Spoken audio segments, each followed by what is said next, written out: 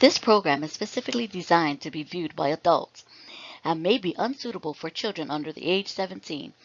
Viewer discretion advised.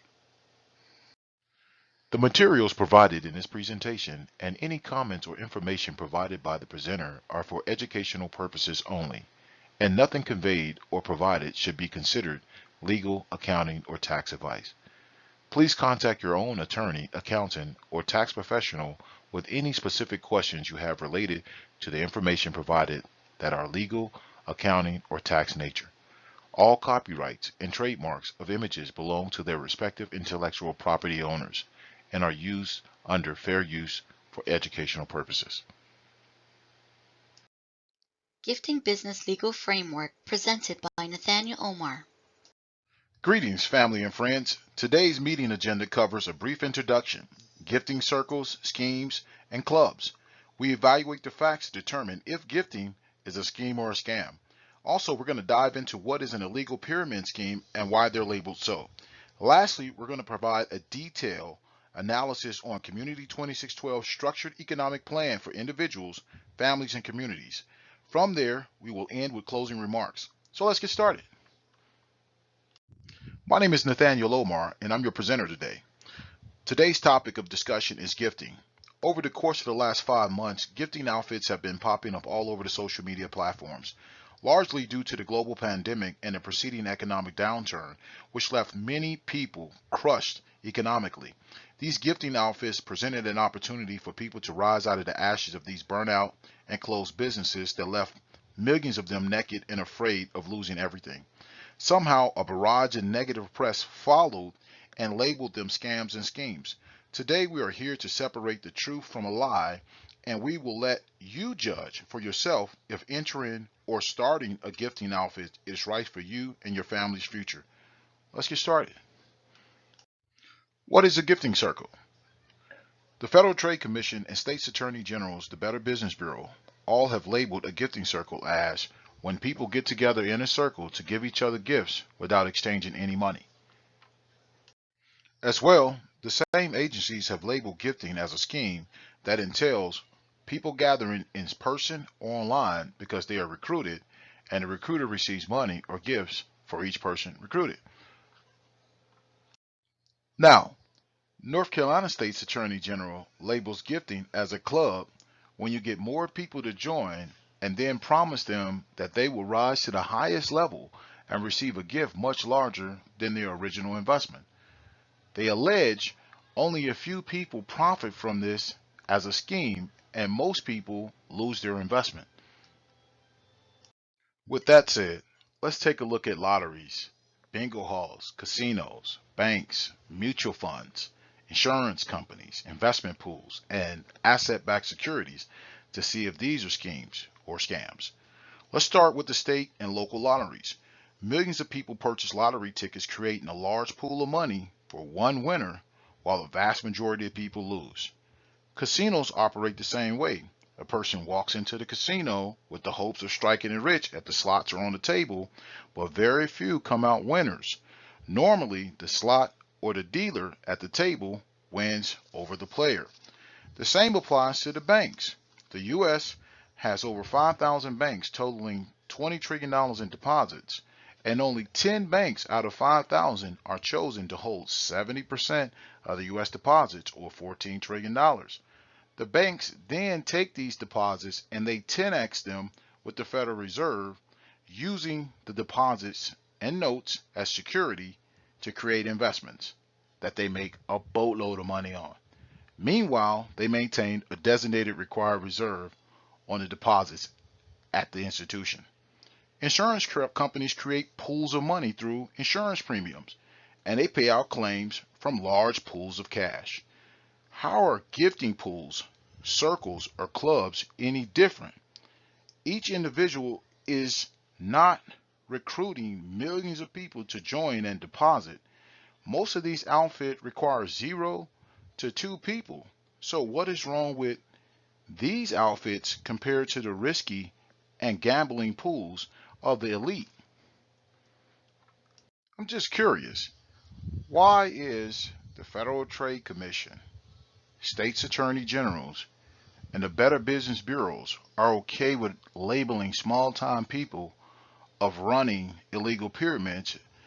And why are they putting the emphasis on recruiting new members in turn for a fee as opposed to selling the product? Why are they so heavily stating on a product or service being sold in return for money? Why is it a problem of getting high returns in a short frame of time? Why is promising folks money in an easy way and providing them a high return for a low investment a problem? Why are they labeling these folks this way when the banker is taking $100 deposit and 10x in that with the Federal Reserve and turning it into $1,000 without selling a product or service at all? Why is it a problem when the lottery is taking folks' money and putting it in a large pool and only paying out one winner? Why is it a problem when insurance pools collect a premium, create large pools of money, and only have to pay out a few claims? I find that this is something that we need to take a closer look at. When we take a closer look, we find in 2013, a federal jury found two Connecticut women guilty of tax fraud for running a gifting circle and not paying taxes on their gains. The leader was given 48 months in prison in Hartford. Why? They claim that individuals running gifting circles and pools to help their family and friends and communities rise up out of economic depression as running pyramids because they invite 0 to 2 people to join. Now let's take a look at some of these companies that probably many of them have worked in, but never will rise to the level of the highest person in that company. Tell me why the tech boys and the oil boys and the bank boys are doing some serious damage. Let's take a look at it.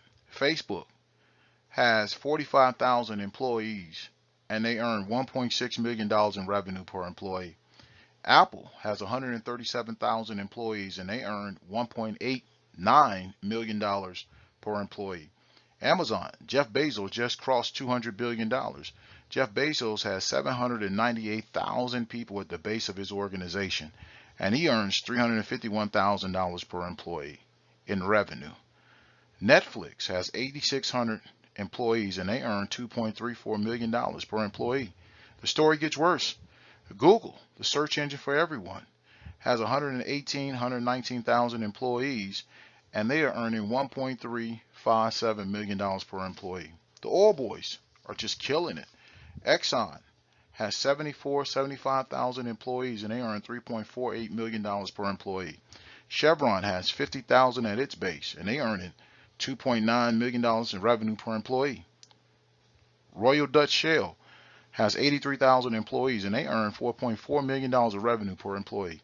British Petroleum has 70,000 employees, and they earn $4 million of revenue per employee. The bank boys, they are doing it, and they're killing it. Bank of America has 208,000 employees, and they earn $546,000 of revenue per employee. JP Morgan Chase has 257,000 employees, and they earn $582,000 of revenue per employee. Wells Fargo has 260,000 employees, and they earn $421,000 per employee.